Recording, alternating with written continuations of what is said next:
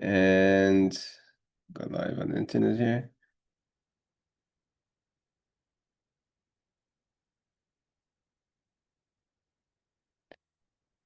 And I'm going to share the page.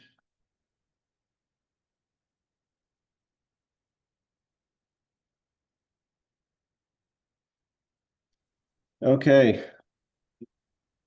Hold on, let me turn off the sound here. All right, we are learning. We're holding in middle of chapter 80. I think it's the 14th class in chapter 80. And we are holding, we're going into the laws of other laws that are connected to the laws of Shabbos. So it says in law number 50, in law number 59, Asr lishbar oilachtoich kol davar she'eni machal.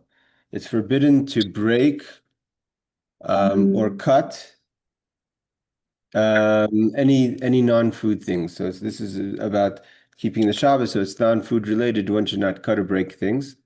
Aval mashu maicha, but if it's food related, afilu rak lebehema, even if it's foods for animals, not foods for humans, mutar, then it would be permissible. And therefore, he adds to that. L'chein, therefore, mutar lachtech kash. So therefore, one may cut straw. Lachtzais by shinoiv. Obviously, you have to be careful not to cause bleeding, but to pick your teeth. So the straw, because straw is an animal feed, so therefore you could rip it to sort of say to create like a toothpick, or mutter limloil veliktaim kidei sorry ve'atzim besamim, and if you have fragrant kind of wood, a wood that has a good smell, so mutter limlo veliktaim kidei lariach bem. So you could crush and break them so it should give off a good fragrance. Vafilu kashim kates, even if they're very hard, like wood. Avaliktam oisem kidei lachtes shinav oiser. But you may not break them to pick your teeth. We'll see why in a second in the footnotes. So as long as it's something food related, then it's permissible. But if it's not food related, then one should not break or rip or cut things. So let's see footnote number 172. It's talking about crushing the fragrant wood. It says only by hand and only to increase its fragrance, not to create its fragrance. So if there's already a fragrance and you just want to give a smaller smell, so the Magen Avram in 322.6 says then to kind of crush it a bit to give a better smell is permissible. 173, but we're talking about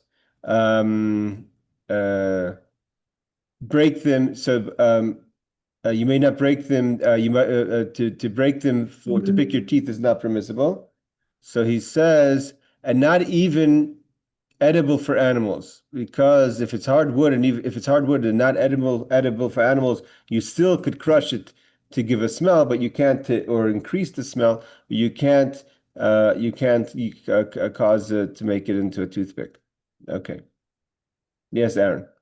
So cloves and I'll give you two things. Okay, so there's a plant that they cut, and then on Shabbos they pass it out in the Sephardic shuls. You could peel the bark, and then it would give off more smell. And a clove, you could crush it. Is that what you're saying? Yeah, so is talking about, well, if it's already giving off a smell, and the question is to give off a stronger smell. The reason you use it is for for Havdalah, to smell it, and then, but you get it before Havdalah. You get it at the night service. So like you might be wanting to get a better smell or whatever, you could peel it or you could crush the cloves.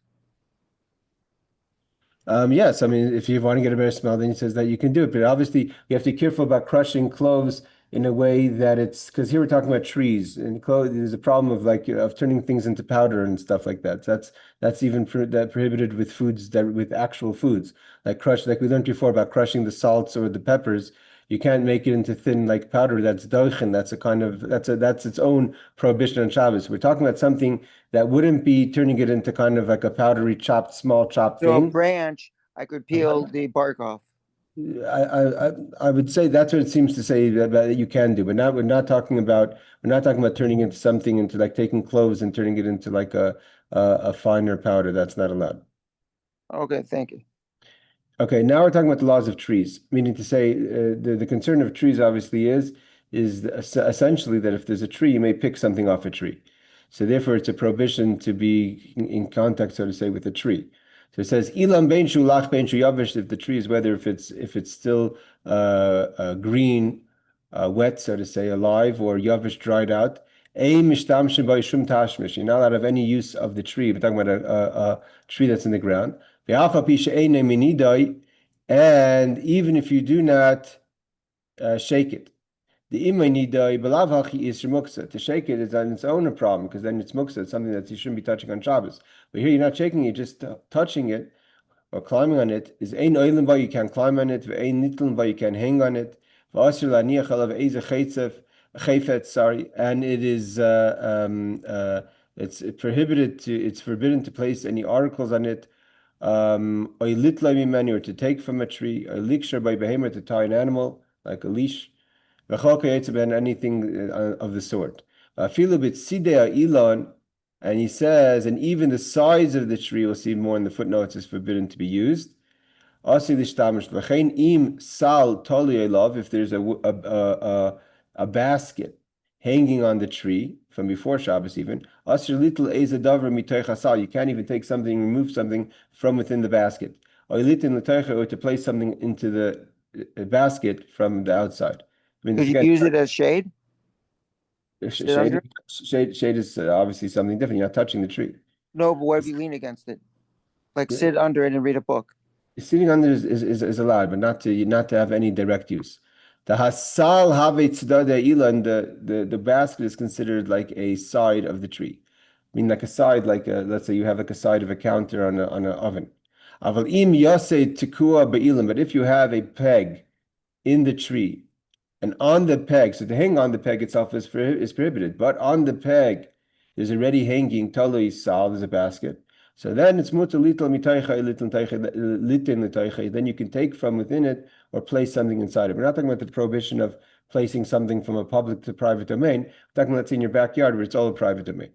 Mishum the oz havi hasal tzidit stadim, because then it's a side of a side. The peg is the side, and the basket is the side of the side.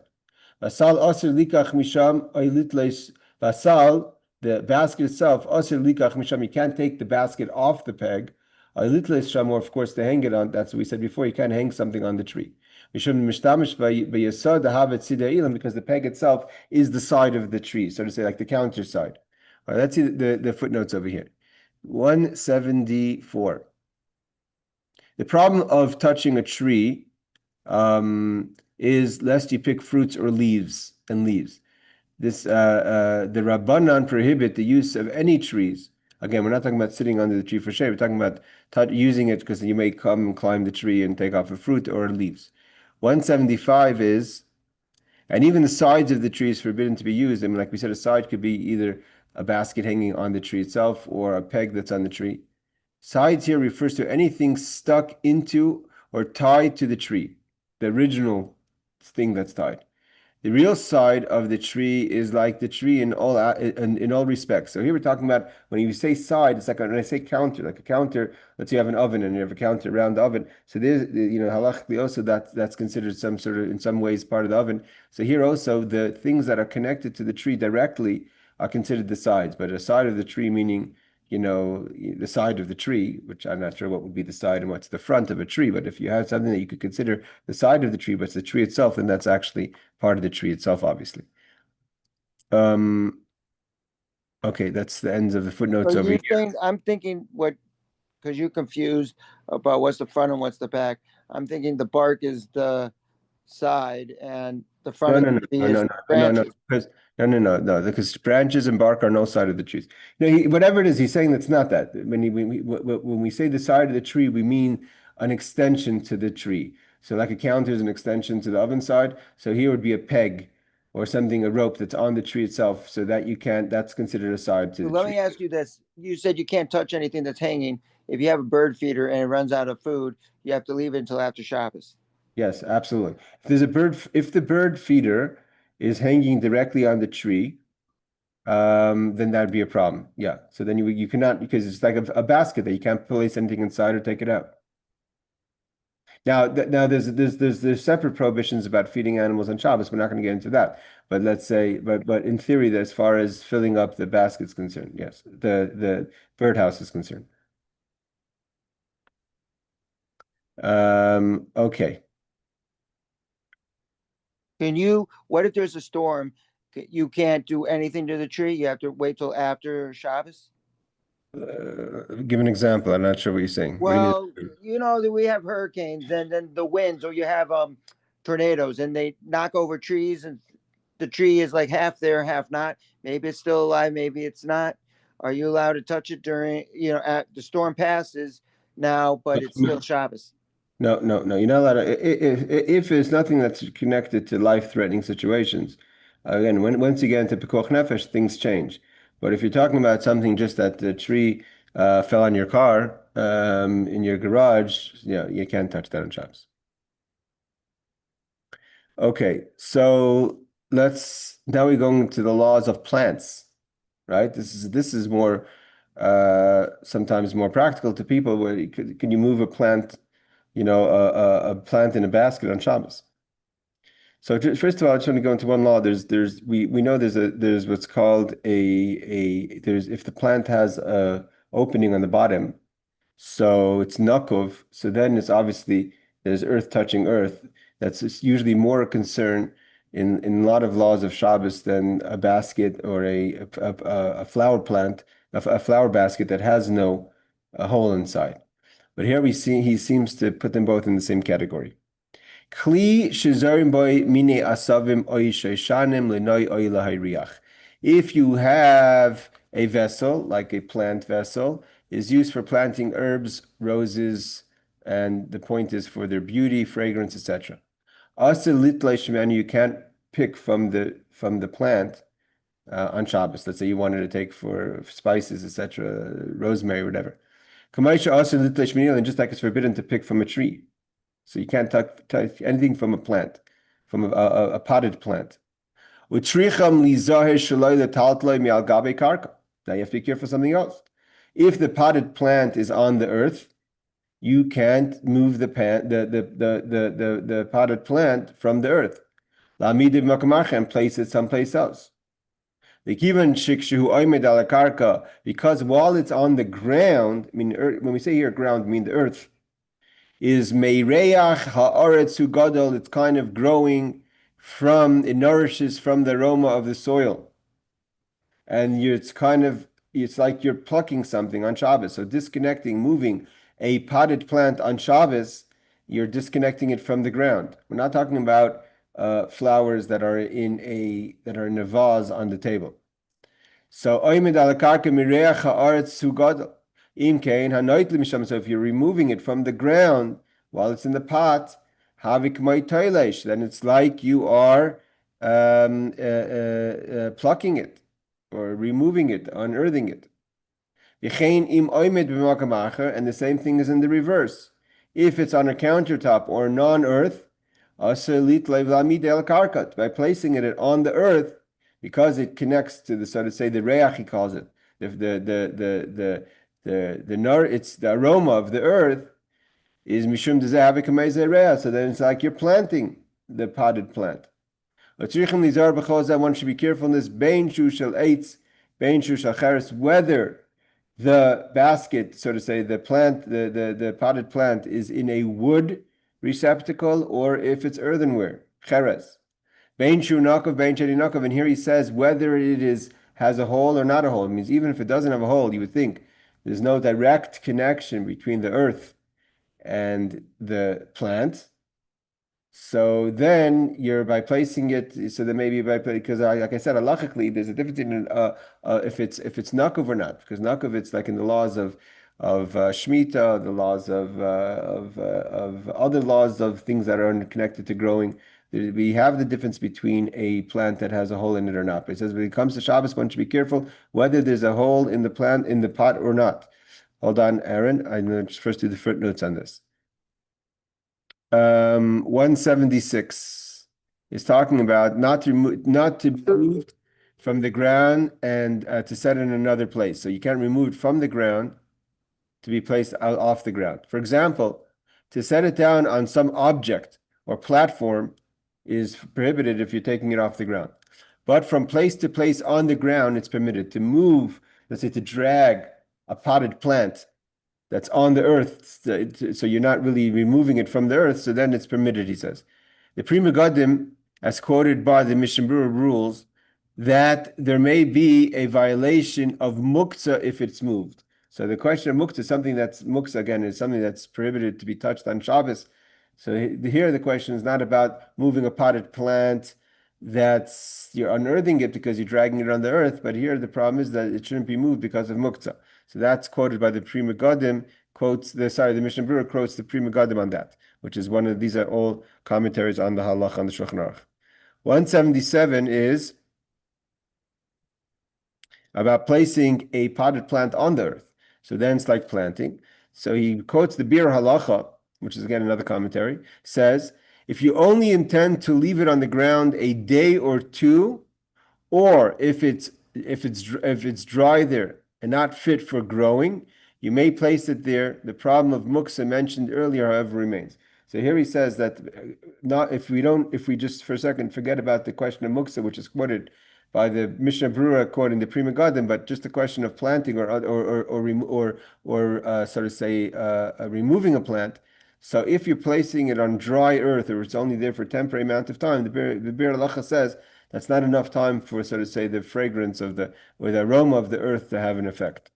178 is talking about whether it's a pot that has a hole or not. According to Rashi, Tosfos, and the Shulchan Aruch 3.1.12.3, even when the vessel has an opening, it is a rabbinic prohibition. However, Rambam maintains that it would be a deraisa violation. According to the Rambam, once it has a hole and the earth touches the earth, then it's even a deraisa, it's a biblical issue, not so much rabbinic. Whereas the Rashi, Tosfos, and the Shulchan Aruch hold that a potted plant, even if it has a hole, so this, so to say, earth touching earth or close to touching earth, it's rabbinic and it's not biblical. It's not considered biblically planting. Yes, Aaron.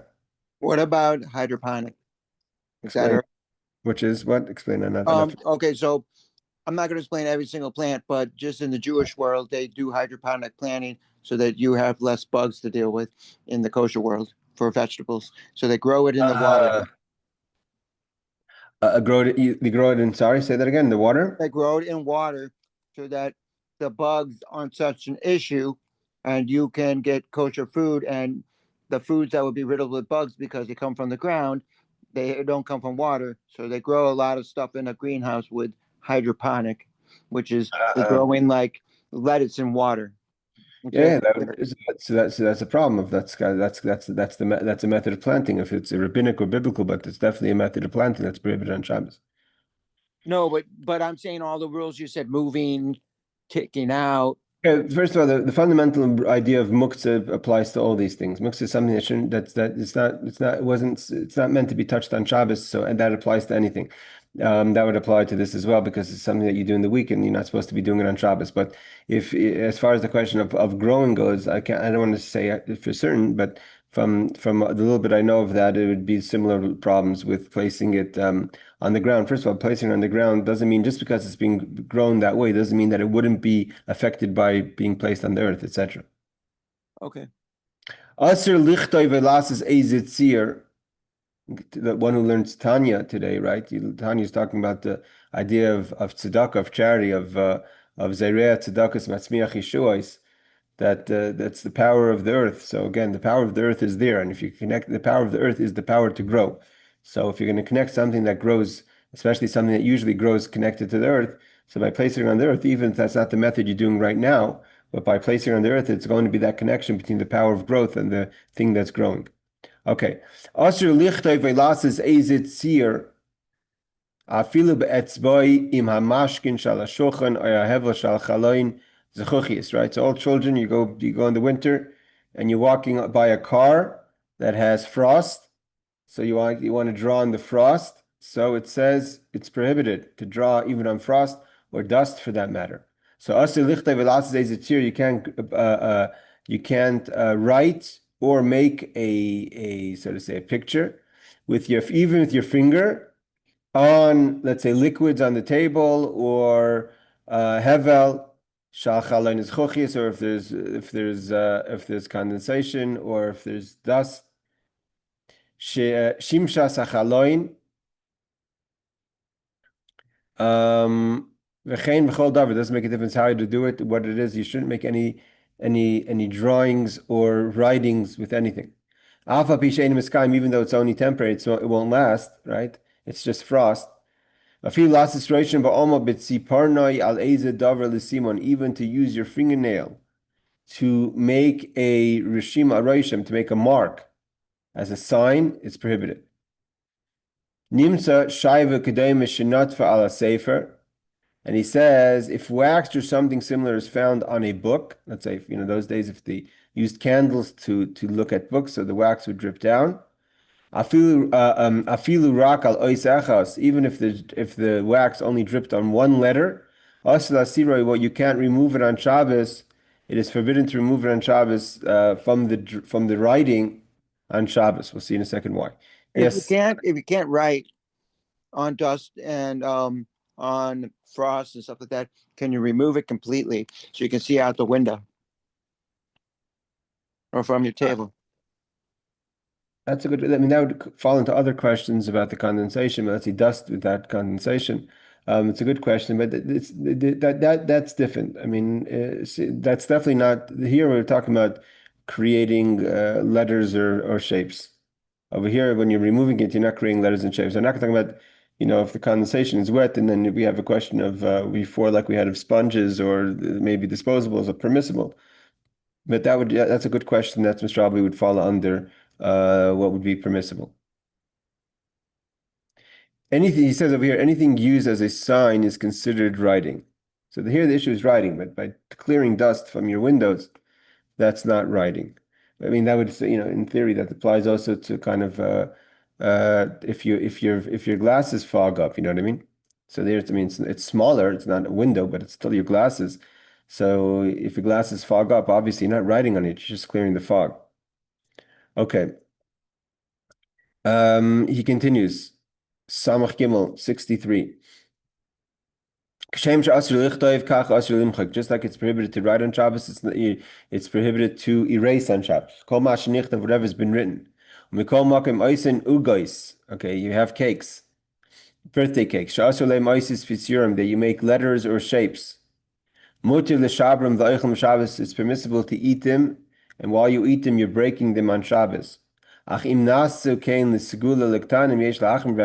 But if it was made to charm the children, we'll see again in footnote number 181, like a birthday cake, so you should be more careful. Okay, there's a lot of laws about this. I have a little bit of a document on that we're going to go to in a second about letters, but let's just first see the footnotes over here. He says, but just at least in Brooklyn, probably in Israel, probably all over, they take a piece of chocolate and write on it, so they can just remove it. Remove it, yeah. We spoke about that last week. So here it's talking about broken and eaten on Shabbos. The Degel Mervava, again, a commentary, Ramah prohibits this unless the letters are made from cake itself. Okay, so then it's part of the food. The Mishnah Berurah is lenient when the letters are written with fruit juice, like a kind of frosting. But if it is written with fruit juice. But if it's written with frosting, you should not cut or break it in the place of the letters, but you may bite into it in a normal way of eating. Means if you have a piece of birthday cake, according to the Mishnah Berurah, and there's frosting with letters on it, so to bite into it is one thing. To cut is different because then you're separating the words that's like cutting words. Biting is the way you're eating it, and it happens to be that you're eating a word. It's not cutting words. So what about alphabet cookies? Aleph-bet cookies, like you mean You get them for kids, like ABC, but alphabet Gimel cookies. Oh, you mean the actual cookies is a letter? Each cookie is a letter of the Hebrew alphabet, or you can buy English alphabet. Yeah, that because then breaking with your hands would be different than just chewing it. That's what he's saying over here. The Mishnah Berurah says if you're just biting it with your, but here also you have to remember that that's a question of frosting or fruit juice as writing. But if it's the cake itself, that's like the cookie. So the cookie is the cake itself is different. So that would be like the alphabet The alphabet cookies would be like the cake itself. And so he says like charm the children, meaning to say like a birthday cake. I'm going to bring this up again. I'm not going to stand by its every word over here is accurate, but just to give us an idea if it pops up. All right, so cutting cakes and foods with writing on Shabbos. Let's see if the file's moving properly. Okay. Halachic background, the malach involves, the issue comes from erasing by breaking the letters, one of the 39 malachas, and sometimes writing. Okay. Writing on food, like icing words, is considered writing midrabanan. Erasing that writing by cutting through it can be moichik, which means erasing midrabanan rabbinic. Even if your intent isn't to erase, if it happens as part of your eating, it's a concern discussed by poskim. Like we said before, depending how it is, if it's the cake itself, it's the frosting, if it's the fruit juice, if you're biting into it, if you're cutting into it, etc. The Alter Rebbe Shulchan Aruch Harav, and Aruch Chaim 340, 17, 18, 344 and 5, writing or drawing on food is included in the Gezerah of writing, but it is the Rabbanan, as he writes again, it's only biblical. That's our rabbinic. Erasing such writing is also midrabanan, even without intent to write afterwards. It means you're not erasing so you could rewrite. Okay? If you break letters, because then it's a question of soser. If it's soser, amenas livenois, if it's just soser. Destroying is different than destroying in order to rebuild. So if erasing in order to rewrite is more of an issue than just erasing. If you break letters when cutting a food, it is forbidden if done in a normal way, since you are directly erasing them. However, indirect erasing, in other words, biting into a cookie with writing, like Aaron, you asked, is allowed, since eating it at the normal derech, achila, that's the way one eats. Derech achila means that's the regular way, and not considered an act of erasing. Cutting between letters is allowed if you avoid cutting through them. Okay. After the Alter Rebbe's practical outcome, you may not cut through the letters of icing or embossed chocolate. You may cut between the letters or serve it whole and let the people bite into it. Okay, so that's pretty much what the Kitzur Shulchan Aruch says. He quotes 62, he brings down the Kitzur Shulchan Aruch of our law that we just learned. Cutting letters of pictures on food is also midrabanan because it's erasing. It's prohibited rabbinically. Even though the writing is edible and your goal is to eat, the erasing is still prohibited if it's done with your hands and a knife. If the letters get erased when you eat them normally, biting, it is mutter because this is derech achila, so this is the same what we just learned before in the Alter Rebbe. Don't cut through letters, either cut between them or break the cake in a way that avoids letters destruction, or simply give whole pieces with letters for people to bite. He quotes Rabbi Farkash also says, cutting through edible letters or pictures on Shabbos is also midrabanan due to moichek. He quotes again, even though the purpose is to eat, it's still considered prohibited, prohibited to erase, I think, if done in the normal act of cutting. There's a heter to say, I'm not interested in the letters. The act of cutting them is the issue. Okay, there's no heter to say. Sorry. Mutter, cut between the letters, remove the part of the cake, like Aaron said, if you have the letters on a plate before Shabbos, or cut it before Shabbos, serve it whole and allow people to bite into it.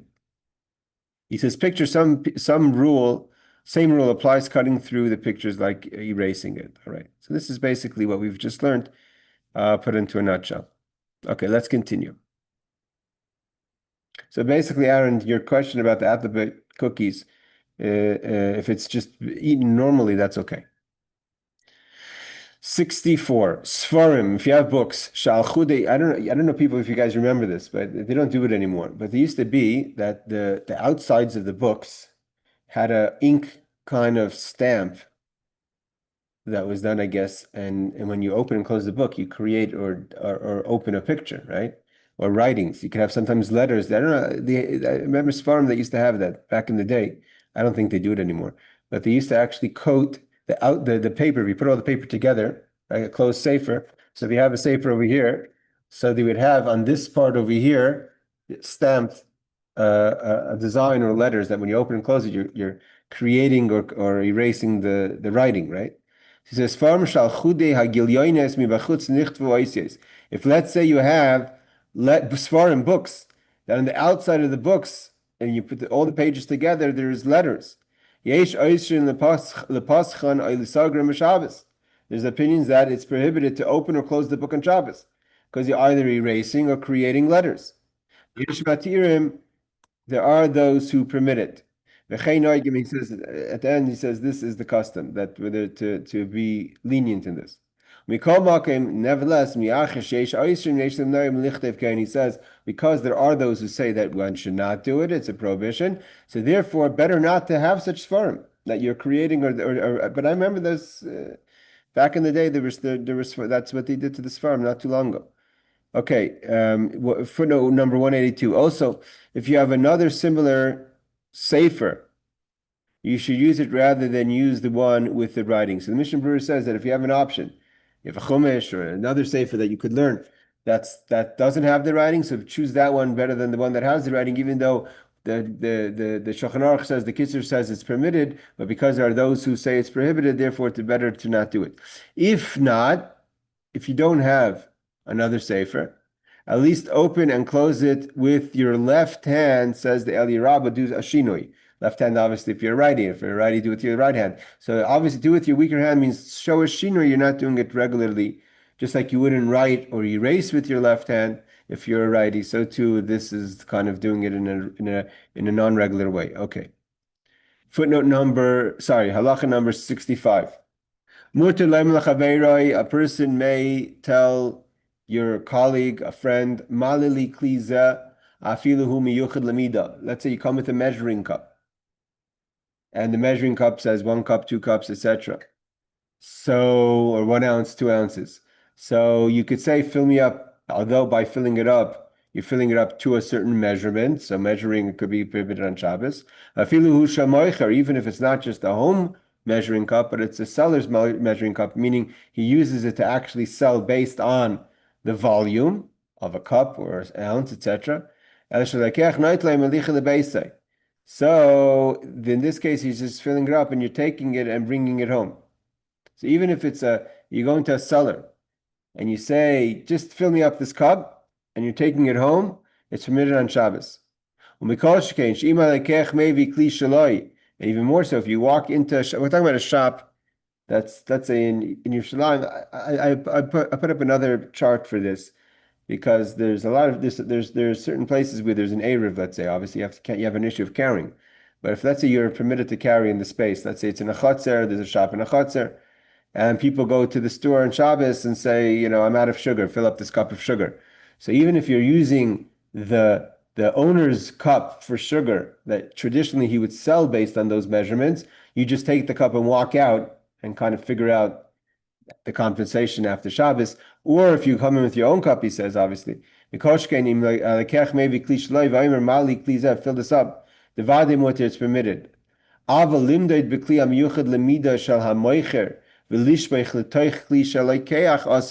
But if let's say you come in with a cup and the seller of the shop, right, fills up his traditional measuring cup and then pours into your cup, like it looks like clearly like there's a sale happening, then it's prohibited.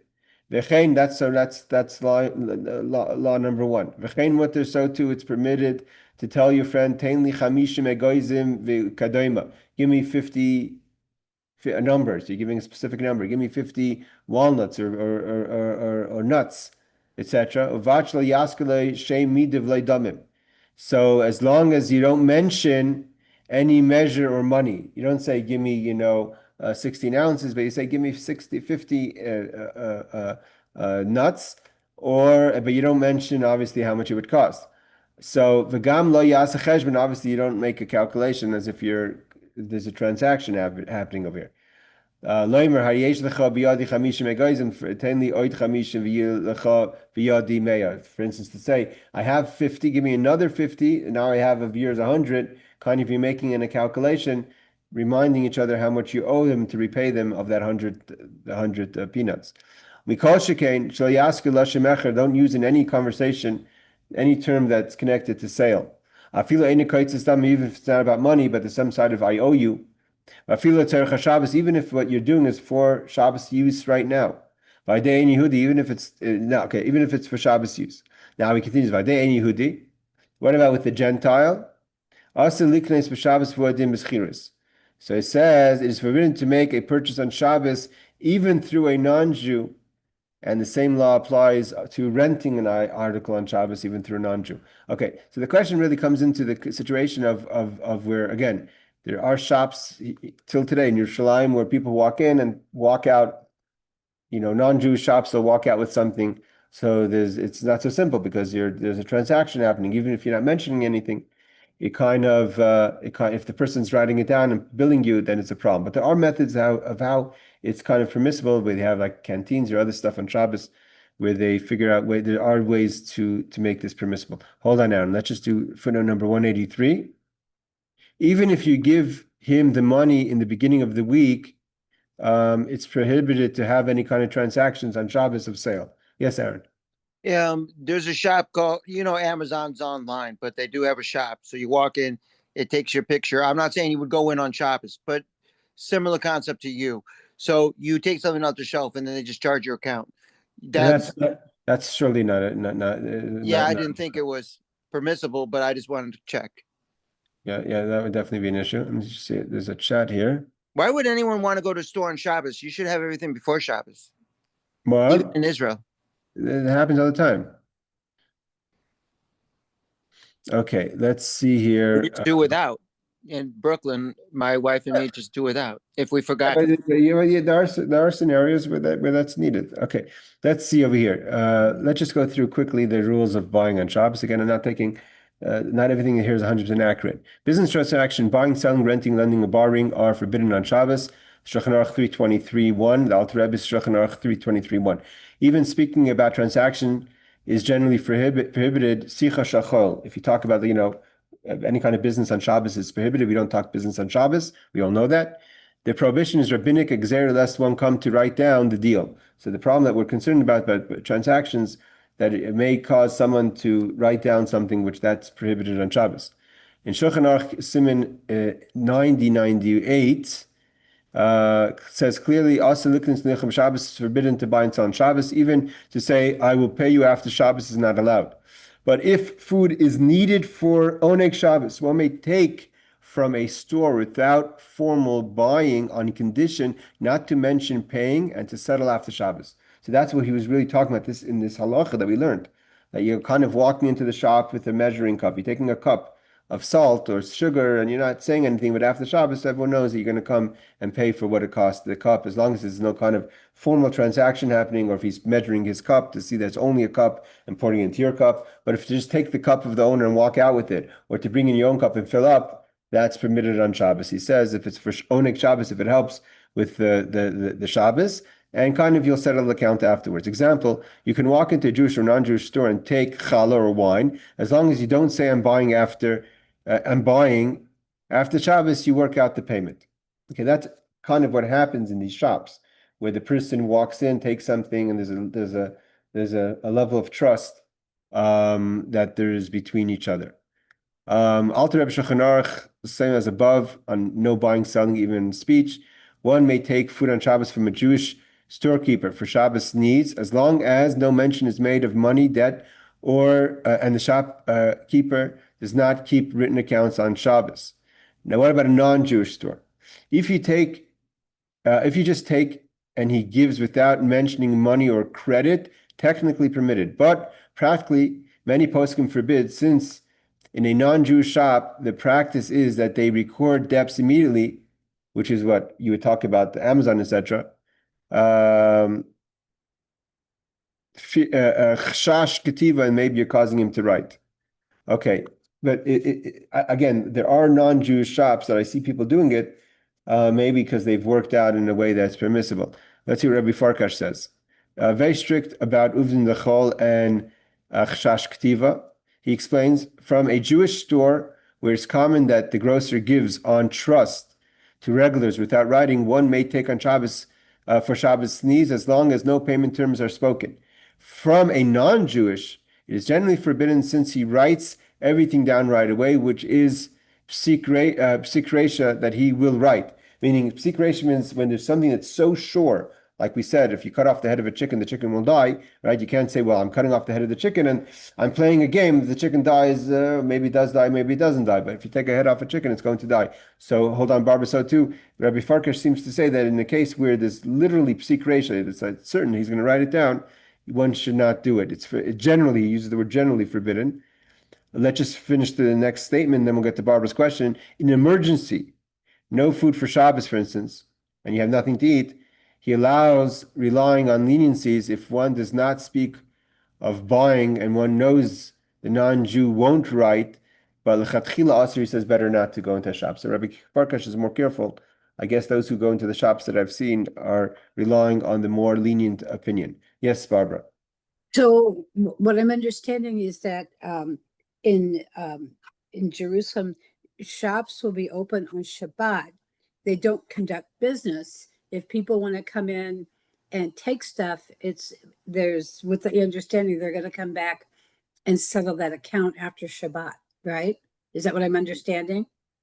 Yes, and I haven't seen actually kosher shops open in Shabbos. Could be there are in certain places, but it's more kind of those who are relying on the non-kosher shops. There's a clear shop that I don't know if it's still open, but in the old city that people were the entire time walking in and out on Shabbos, taking obviously things that you could open on Shabbos, whatever that they needed for the Shabbos, water, Okay. drinks. Okay. Again, I know there's like a canteen, like in camp, let's say. So in camp, you have like a children's camp. So you have the canteen that's for pay. It's like a store basically, right? So it's a canteen. So usually what they do for the kids is they have the children. Sure, Panina. I'm seeing your messages here. So anything you Yeah. have to say? No, You so like? about Yerushalayim, I remember being in Yerushalayim and there was a place with a lot of bread or something like that, or other things that they were selling, and it was basically on the honor system where there would be let's say something like a little container to put the money in, and then there was things that people were selling, let's say it was bread or whatever it was, and people would put in the money. So I guess what they could do is, let's say, take whatever it is and then come after Shabbat and put in the money. It was basically people were sort of trusted to pay for the stuff on their own, and the stuff is just there. But that would be even more permissible because there's no shop Yeah, owner that's watching. yeah. There's no, Here no, it we're was, concerned that someone's going to start is gonna write it down. But if you're talking about a total trust system, that today I just have in shows now also we have snacks, same thing. People leave out snacks by the coffee machine and say, please put in 10 shekel or 5 shekel, whatever it is, and take a snack. And that's usually, and there's no one's holding you accountable if you don't. But usually people pay. So then in such a situation, if there's snacks that left out on Shabbos, even though your intention is to drop in a quarter or a dollar after Shabbos, that's permissible. So yeah, so that I mean that so the canteen, back to the canteen for the kids. So usually what they'll do is they have, let's say before Shabbos, they have a list of products that the children sign up for, and so then it's already pre-decided. But they also have sometimes a situation where the canteen is open and some of the staff will go in there, or other kids go in there and take things that have not been pre-decided. And I know that because it's they did have some sort, I'm not sure the basis of the heter, where they had some sort of pre-cut out, let's say dollar 50 cents that gets thrown into, so to say, people's files. So I guess some way or another they've discussed that wouldn't be, even though that's like very much a transaction. I'm not sure what the basis of it is, but I've seen that happen. All right, let's see from how Rav Moshe Feinstein in Igros Moshe Orach Chaim, he says that the problem is not the essence of credit, but that usually the storekeeper writes down the account. So that's a very important thing. That it just addresses the issue that I said. The question is not so much the credit as much as the writing. So where Panina, where you said about the idea of someone putting money into the honor system where you just put money, there's no one writing, that for sure doesn't have a problem because there's no one to write. But even let's say what I was talking about the canteen, where you clearly have a method that not writing by putting in a pre-amount, a kind of a number into a file. I also believe, I'm not sure, but I think people have something similar to that when it comes to Misha Berach and Shabbos, and people make donations on Shul, where they say, I'm going to give $180 or $80, $50, $18. They have some sort of sign system so people shouldn't forget. Now, If you say that they shouldn't forget. So, like on holidays where it's the same rules as on Yom Kippur, same rules as Shabbos. So they'll have a paperclip, and you put the paperclip on, or you'll bend a indent. They'll say like $100, $180, $360, and you'll but just bend it or put a paperclip. but they're marking a number. What do you say? They're marking something. There's a marking being made, not written, but Yes, a paperclip. it's not permanent because Yeah, it's just yeah, a yeah. paperclip. Yeah. That's what I'm saying. That could be the basis of that could be the basis That could be a mistake. sure, absolutely. But what about so when people go up to the Torah, a lot of people like to give a donation. They may say, well, I'll sponsor Shabbos, or they may say, I'll give $101, whatever it is. No one writes it down, but they memorize it and they. Okay, yeah, memorizing is something else. But here the question is that, like you said, some people have markings, like they'll have a paperclip on monies and something connected to someone's, or some other markings of for the garbage to remember, who did what. So that's permissible or not permissible? I get there are I've seen that people do markings, like I said, whether Our it's in shul does that. the shul does. I'm saying so. It's obviously mystical, like he says here. Moshe Feinstein says the issue is not credit. The issue is the writing concern. So if you have if by having a system where you avoid the concern that maybe you're going to write because you've outsmarted it by making a system, so then it takes away the problem of the writing concern. That's kind of the thinking there. If it's a case where the non-Jew or Jew will not write, then it's mutter to take without mentioning money. Okay, without mentioning money. So that's what Moshe Feinstein says.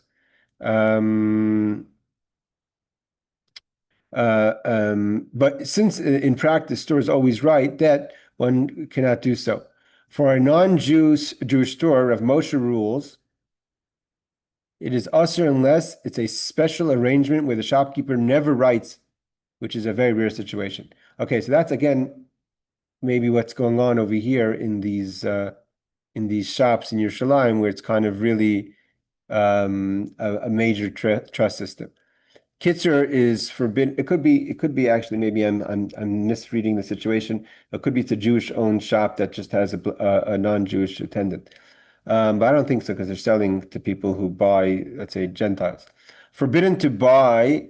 So Kitzur says forbidden to guy can take food silently from a Jewish shop, not from a non-Jewish. If he writes, Alter Rebbe same allows silent taking for Shabbos from a Jew, not from a non-Jew, if writing is expected, or Farkash forbids from a non-Jew. They always write. He doesn't trust them. Only lenient in emergencies. Moshe Feinstein, same forbidden if there is any chance of writing. Only mutter if you're 100% sure no writing will take place. Again, your issue, Aaron, of walking into Amazon, and I think my brother Shmuley, who's one Shulchan on Amazon in Seattle, he was in touch with the guy before they actually put that out. I think the first trial shop was in Seattle.